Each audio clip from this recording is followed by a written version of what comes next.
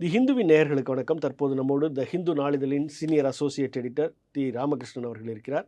நம்ம இந்த வாரம் என்ன பேச போகிறோம் அப்படின்னா, அஇஅதிமுகவில் தற்போது என்ன நடந்து கொண்டிருக்கிறது, இதை பற்றி தான் நம்ம பேச போகிறோம். சார் வணக்கம் சார். வணக்கம்.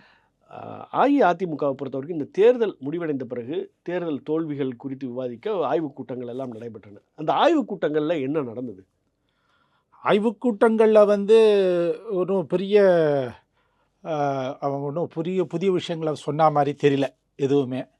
பட் ஆனால் என்னென்னா, அது ஒரு கேப் தலைமைக்கும் நிர்வாகிகளுக்கும் இருக்கின்ற ஒரு இடைவெளியை இருக்குல்ல, அதை சுருக்குவதற்கு அது பயன்பட்டிருக்கலாம். அதுவும் அவங்க ஒரு குறுகிய அளவில் தான் கூப்பிட்டுருந்தாங்க. தட் இஸ் அது. ஸோ அது தான். மற்றபடி அவங்க எதிர்பார்க்கப்பட்டபடி ஒரு சில விஷயங்கள் என்ன சொன்னாங்கன்னா, இந்த தஞ்சாவூர் சைட்லேருந்து வந்தவங்க நீங்கள் டிடிவியை கொண்டு வாங்க, சசிகலாவையும் திருப்பி கொண்டு வாங்க அப்படிங்கிறத சொன்னாங்க. அதை தவிர மற்றபடி அந்தந்த தொகுதியில் அவங்களுக்கு இருக்கிற பிரச்சனைகளை அவங்க சொன்னாங்க. அவங்களுக்குள்ளே இருக்கிற அந்த ஃபேக்ஷனல் ஃபைட்டிங் இருக்கு இல்லையா, அது அவங்களுக்கு, அதாவது அந்த லோக்கல் லெவலில். அதை தவிர அவங்க ஒன்றும்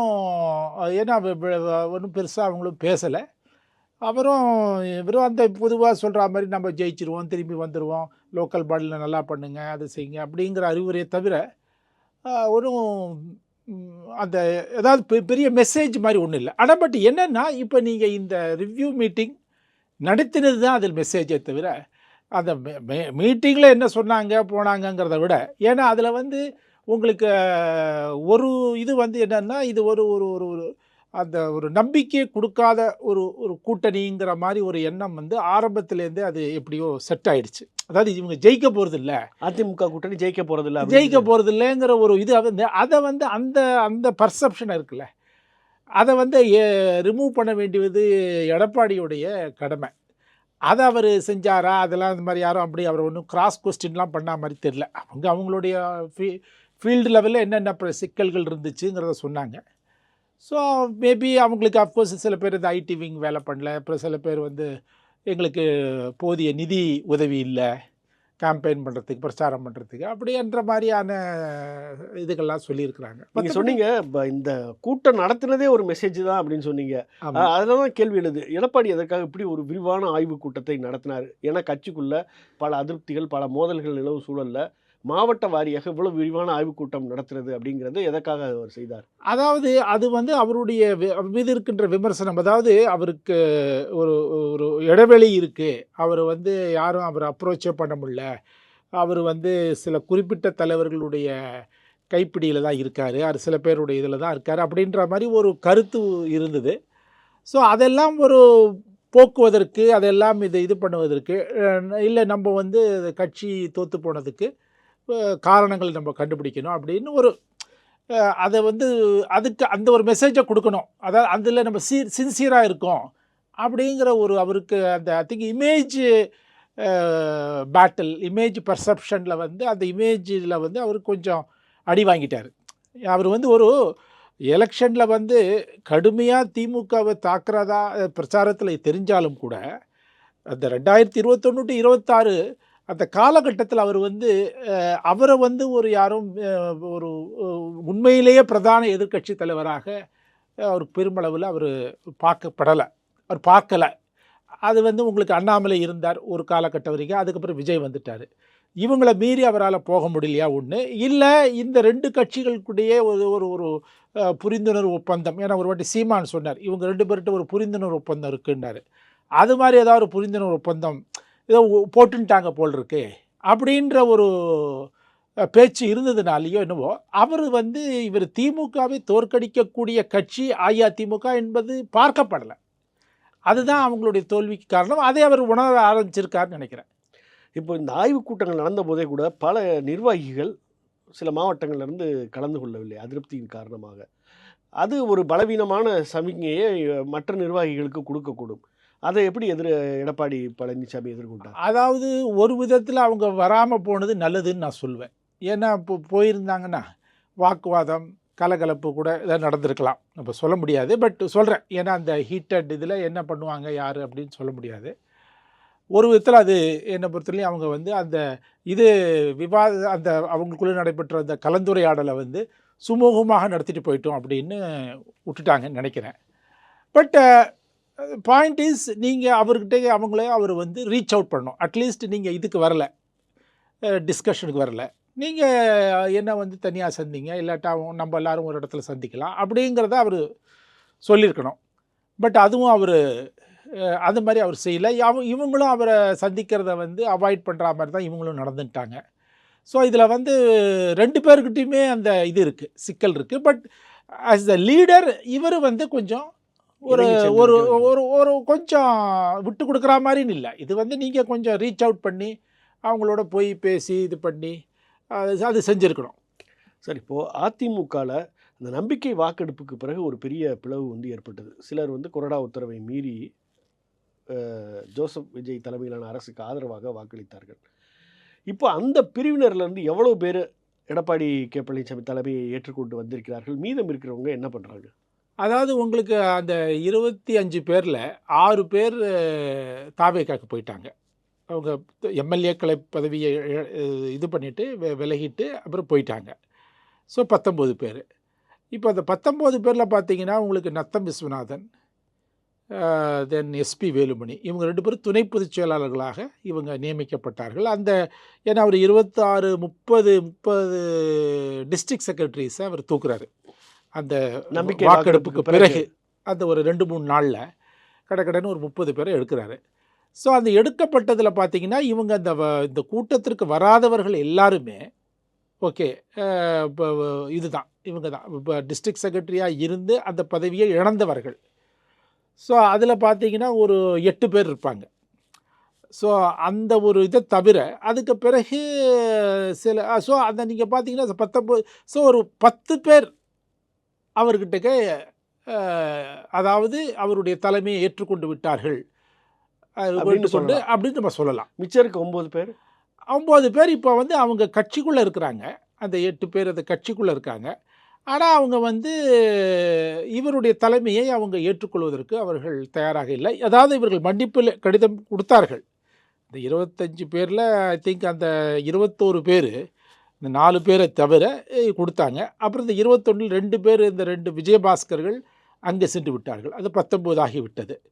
ஸோ அப்படி பார்க்கும் பொழுது உங்களுக்கு நீங்கள் பார்த்தீங்கன்னா அவங்க இவங்களாரும் வந்து ஒரு ஒரு ஒரு காலம் வரும், அந்த காலம் பொழுது அவரை நாங்கள் ஸ்ட்ரைக் பண்ணுவோம் அப்படின்னு அவங்க வந்து அவங்களுக்கு ஒரு காலம் வரும் என்று அவர்கள் எதிர்பார்த்து கொண்டிருக்கிறார்கள். இப்போது இந்த 9 பேர் அல்லது 8 பேர் இவங்களோட பிரதானமான கோரிக்கை என்ன? எடப்பாடி கே பழனிசாமி கட்சியின் தலைமை பதவியில் இருக்கக்கூடாது அப்படிங்கிறது மட்டும்தானா? அல்லது வெளியில் இருக்கக்கூடிய டிடிவி தினகரனையோ அல்லது வி.கே. சசிகலாவையோ கட்சிக்குள்ளே இணைத்து கொள்ள வேண்டும்? அதாவது அவங்க வந்து நேரடியாக சொல்வது பார்த்திங்கன்னா இப்போ வேலுமணியாக இருக்கட்டும், அது வேலுமணின்னு அவர் ஒருத்தர் தான் வந்து திருப்பி ரிப்பீட்டடாக என்ன சொன்னார்னா, நாங்கள் வந்து பொதுச் செயலாளராக எடப்பாடியை தான் நாங்கள் கருதுகிறோம், அதனால் எடப்பாடி வந்து பொதுச் செயலாளராக தொடர வேண்டும் அப்படிங்கிறதுல அவங்களுக்கு வந்து மாற்று கருத்து இல்லை அப்படிங்கிறத அவங்க வெளிப்படையாக சொன்னது.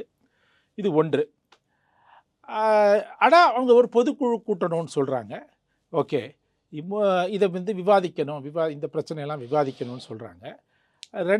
மூணாவது பார்த்தீங்கன்னா உங்களுக்கு வந்து இந்த பிரிந்து போனவர்களை நம்ம சேர்க்கணும் அப்படிங்கிறது. ஸோ அதில் வந்து சசிகலா, இவங்க டிடிவி இதெல்லாம் உள்பட அவங்களாம் சேர்க்கணும்னு சொல்கிறாங்க. டிடிவி அவர் இப்போதைக்கு அவரோட டிடிவி வந்து எடப்பாடி அந்த கூட்டணி தானே, அதில் தானே இருக்கார், அவரால் அது இது இல்லை. பட் சசிகலாவை அவர்கள் சேர்த்துக்கொள்ளணும் அப்படின்னு சொல்கிறாங்க. ஸோ அதில் வந்து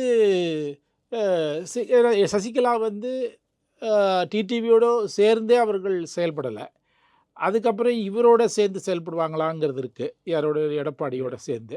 ஸோ அதில் ஒரு இது இருக்குது, அதாவது அந்த கோரிக்கை இருந்தாலும் கூட அந்த கோரிக்கை நிறைவேறாமல் போவதற்கு எடப்பாடி மட்டுமே காரணமாக இல்லை.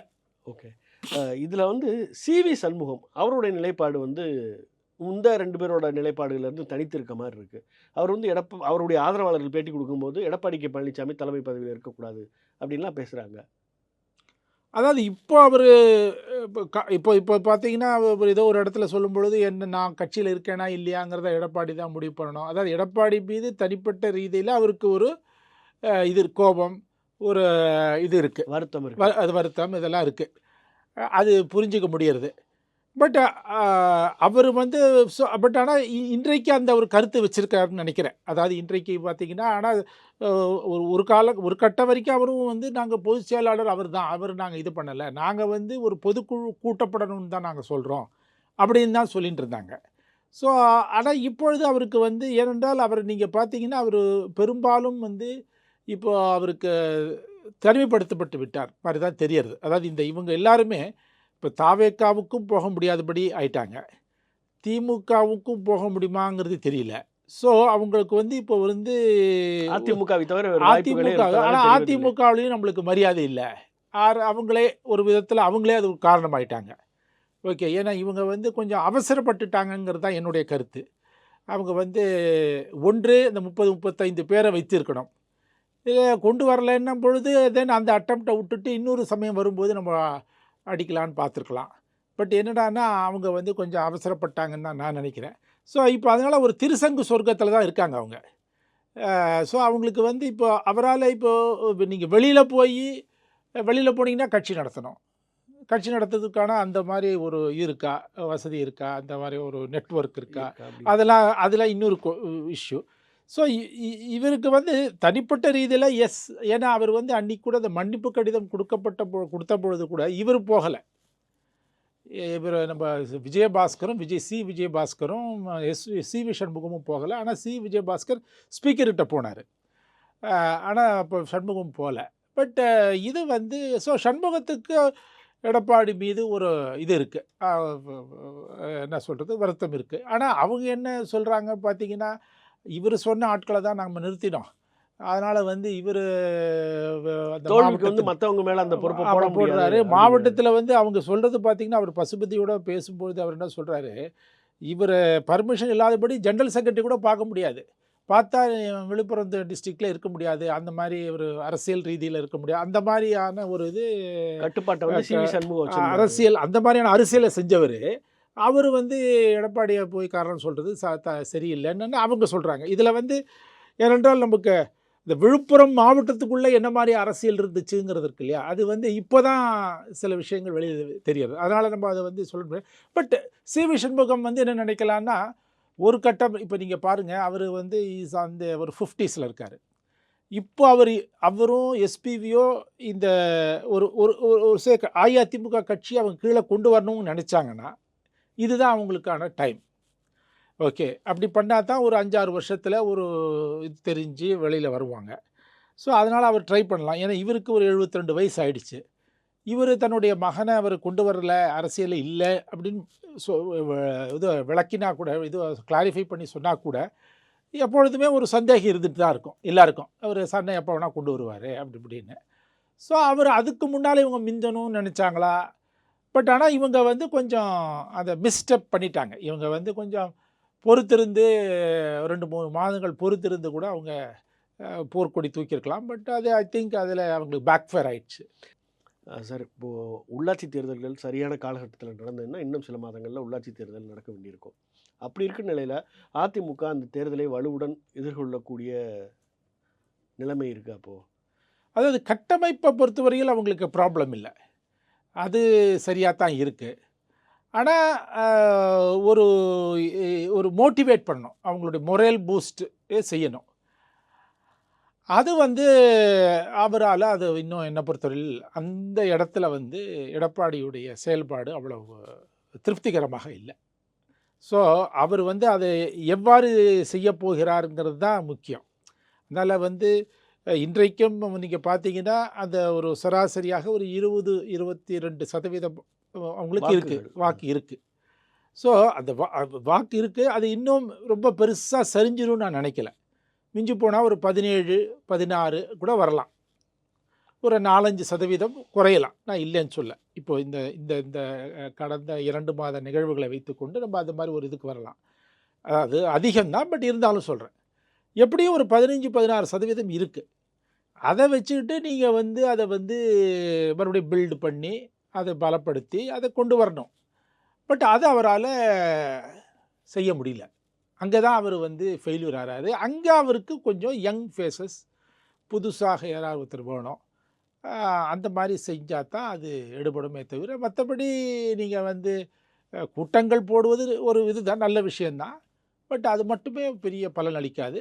கட்டமைப்பு இன்னொன்று இருக்கிறது, அதில் ஒன்றும் இது இல்லை. பட் அதை வந்து ஏற்க வைக்கிறதுக்கு நீங்கள் ஏதாவது ஒன்று அது அங்கே தான் தலைமை வந்து ஒரு வித்தியாசப்படுத்துறது. கட்டமைப்பு மட்டுமே உங்களுக்கு வெற்றி கொடுக்கறதில்ல, கட்டமைப்பை இயக்க வைக்கணும். அங்கே அவருக்கு அங்கே அவர் ஃபெயிலியர் ஆகிறாரு. இப்போ கடைசியாக ஒரு கேள்வி. இப்போ அதிமுகவை பொறுத்த வரைக்கும் நம்ம யாரை எதிர்த்து அரசியல் செய்வது அப்படிங்கிற ஒரு குழப்பம் இருக்கிறதா? ஏன்னா திமுகவும் இருக்காங்க, ஆட்சியில் வந்து தமிழக வெற்றிக் கழகம் இருக்குது. இல்லை யாரை நம்ம தீவிரமாக எதிர்த்து அரசியல் செய்வது அப்படிங்கிற குழப்பத்தில் இருக்காங்கன்னு சொல்லலாமா? அந்த குழப்பம் அவர்களுக்கு ஐ திங்க் 2 திராவிட கட்சிகளுக்குமே இருக்குது. பட் இவங்களுக்கு அதிகமாகவே இருக்குது அந்த குழப்பம் வந்து. ஏனென்றால் இப்போ வந்து 3ஆவதாக சென்று விட்டார்கள். அதனால் உங்களுக்கு திமுக இத்தனை நாள் வரைக்கும் ஆகாத கட்சி. அப்புறம் தாவேக்கா உங்களுக்கு வர வேண்டிய வாக்குகளை அவன் தட்டின்னு போயிட்டான். ஓகே, அதனால் 2 பேர் மீதும் நீங்கள் வந்து எதிர்த்து தான் அரசியல் செய்யணும். ஆனால் 2 பேரையுமே எதிர்த்து ஒரே சமயத்தில் அரசியல் செய்ய முடியுமா அப்படிங்கிறது அது ஒரு பெரிய ஏன்னா நீங்கள் ஒருத்தரை எதிர்த்தே நீங்கள் சரியில்லை. இப்போ 2 பேரை எதிர்த்து வேறு என்ன செஞ்சிட போகிறீங்கிற ஒரு கொஸ்டின் வருது. ஸோ அதனால் அந்த அந்த சிக்கல் அவர்களுக்கு இருக்குது, அதில் ஒன்றும் மாற்று கருத்தே இல்லை. மிக்க நன்றி சார். அதிமுகவின் தற்போதைய நிலவரம், அவங்க எதிர்கால திட்டங்கள் என்ன அப்படிங்கிறத பற்றிலாம் நம்முடைய நேயர்களுக்காக விளக்கியிருக்கீங்க. ரொம்ப நன்றி. நன்றி.